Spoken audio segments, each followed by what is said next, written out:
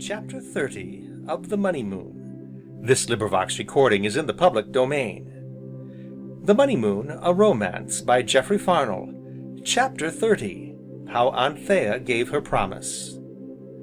"And so, he has really gone?" Miss Priscilla sighed as she spoke, and looked up from her needlework, to watch Anthea, who sat biting her pen, and frowning down at the blank sheet of paper before her. "And so he is really gone?" "Who? "Mr. Bellow?" Oh, yes." "He went very early?" "Yes." "And without any breakfast?" "That was his own fault," said Anthea. "And without even saying good-bye?" "Perhaps he was in a hurry," Anthea suggested. "Oh dear me, no, my dear, I don't believe Mr. Bellow was ever in a hurry in all his life." "No," said Anthea, giving her pen a vicious bite, "I don't believe he ever was. He is always so hatefully placid, and deliberate." And here she bit her pen again. "Eh, my dear?" exclaimed Miss Priscilla, pausing with her needle in mid-air. "Did you say hatefully?" "Yes." "Anthea!"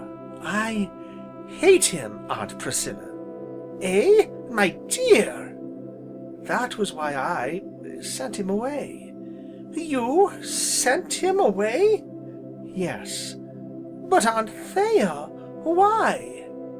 "Oh, Aunt Priscilla, surely you never believed in the fortune? Surely you guessed it was his money that paid back the mortgage, didn't you, Aunt? Didn't you?" "Well, my dear, but then he did it so very tactfully, and I had hoped, my dear, that I should marry him, and settle the obligation that way, perhaps." "Well, yes, my dear, I did hope so." "Oh, I'm going to marry Then why did you send—" "I'm going to marry Mr. Cassilis whenever he pleases." "Anthea!" The word was a cry, and her needlework slipped from Miss Priscilla's nerveless fingers. "He asked me to write and tell him if ever I changed my mind." "Oh, my dear, my dear!" cried Miss Priscilla, reaching out imploring hands. "You never mean it! You are all distraught to day, tired and worn out with worry, and loss of sleep. Wait!" "Wait?" repeated Anthea bitterly. "For what?" "To marry him. Oh, Anthea, you never mean it! Think what you are doing."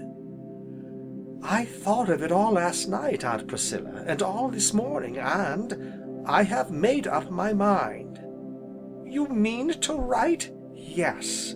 "To tell Mr. Cassilis that you will marry him?" "Yes." But now Miss Priscilla rose, and next moment was kneeling beside Anthea's chair.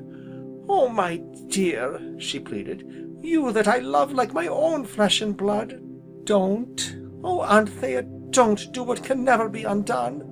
Don't give your youth and beauty to one who can never make you happy. Oh, Anthea!" "Dear Aunt Priscilla, I would rather marry one I don't love, than have to live beholden all my days to a man that I hate." Now, as she spoke, though her embrace was as ready, and her hands as gentle as ever, yet Miss Priscilla saw that her proud face was set, and stern. So she presently rose, sighing, and taking her little crutch stick, tapped dolefully away, and left Anthea to write her letter. And now, hesitating no more, Anthea took up her pen, and wrote. Surely a very short missive for a love letter. And when she had folded, and sealed it, she tossed it aside, and laying her arms upon the table, hid her face with a long, shuddering sigh. In a little while she rose, and taking up the letter, went out to find Adam. But remembering that he had gone to Cranbrook with Small Porges, she paused irresolute, and then turned her steps toward the orchard. Hearing voices, she stopped again, and glancing about, espied the Sergeant and Miss Priscilla. She had given both her hands into the Sergeant's one great solitary fist, and he was looking down at her, and she was looking up at him, and upon the face of each was a great and shining joy. And seeing all this, Anthea felt herself very lonely all at once, and turning aside, saw all things through a blur of sudden tears. She was possessed, also, of a sudden fierce loathing of the future, a horror because of the promise her letter contained. Nevertheless, she was firm, and resolute on her course because of the pride that burned within her.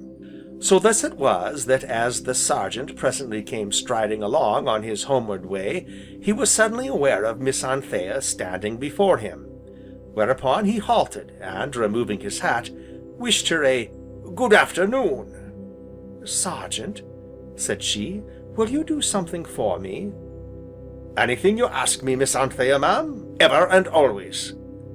"I want you to take this letter to Mr. Cassilis. Will you?"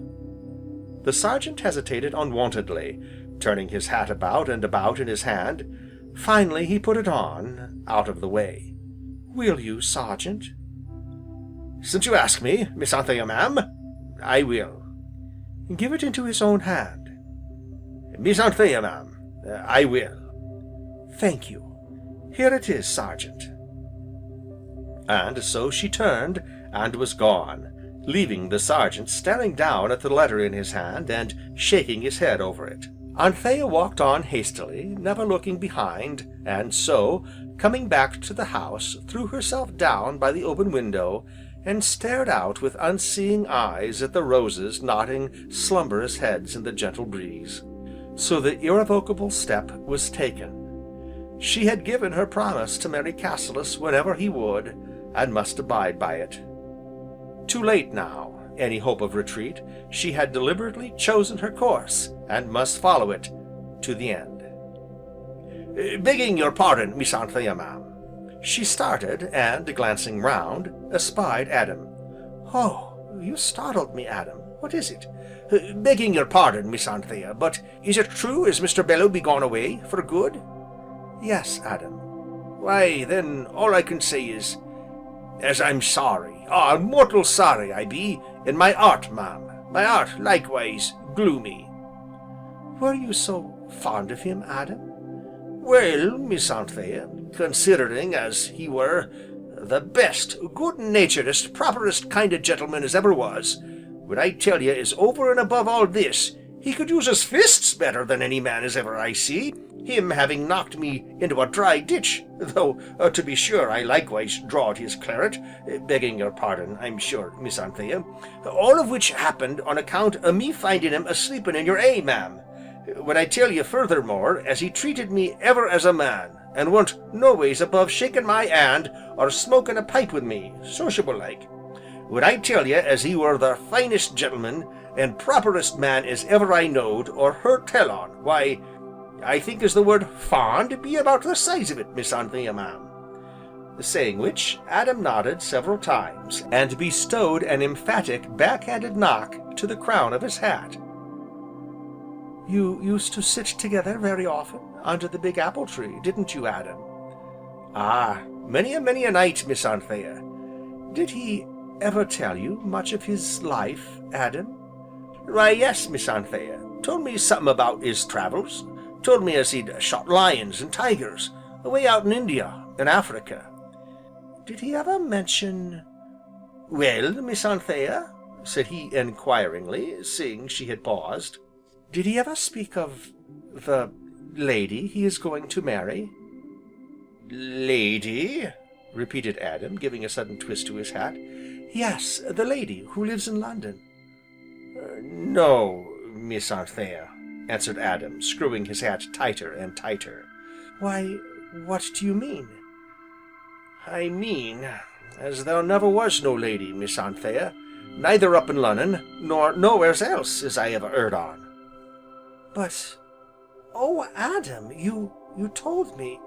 "Ah, for sure I told ye, but it were a lie, Miss Anthea, leastways, it weren't the truth. Ye see, I were afraid as you'd refuse to take the money for the furniture, unless I made you believe as he wanted it uncommon bad. So I up and told ye as he'd bought it all on account of him being matrimonially took with a young lady up to Lunnon." "And then you went to him, and warned him, told him of the story you had invented?" "I did, Miss Anthea. At first I thought as he were going to up and give me one for myself, but afterwards he took it very quiet, and told me as I'd done quite right, and agreed to play the game. And that's all about it, and glad I am as it be off my mind at last. And now, Miss Anthea, ma'am, seeing you're that rich, with Master George's fortune, why you can pay back for the furniture, if so be you're minded to, and I hope as you agree with me as I done it all for the best, Miss Anthea." Here Adam unscrewed his hat, and knocked out the wrinkles against his knee, which done, he glanced at Anthea. "Why, what is it, Miss Anthea?" "Nothing, Adam. I haven't slept well lately, that's all." "Ah, well, you'll be all right again now, we all shall, now the mortgage be paid off, shan't we, Miss Anthea?" "Yes, Adam." "We had a great day over to Cranbrook, Master Georgy and me. He be in the kitchen now with Prudence, a-eating of bread and jam. Good night, Miss Anthea, ma'am. If you should be wanting me again, I shall be in the stables. Good night, Miss Anthea." So honest, well-meaning Adam touched his forehead with a square-ended finger, and trudged away. But Anthea sat there, very still, with drooping head, and vacant eyes. And so it was done. The irrevocable step had been taken, she had given her promise. So now, having chosen her course, she must follow it to the end. For in Arcadia it would seem that a promise is still a sacred thing. Now, in a while, lifting her eyes, they encountered those of the smiling cavalier above the mantel. Then, as she looked, she stretched out her arms with a sudden, yearning gesture. "Oh," she whispered, "if I were only just a picture like you." End of chapter 30.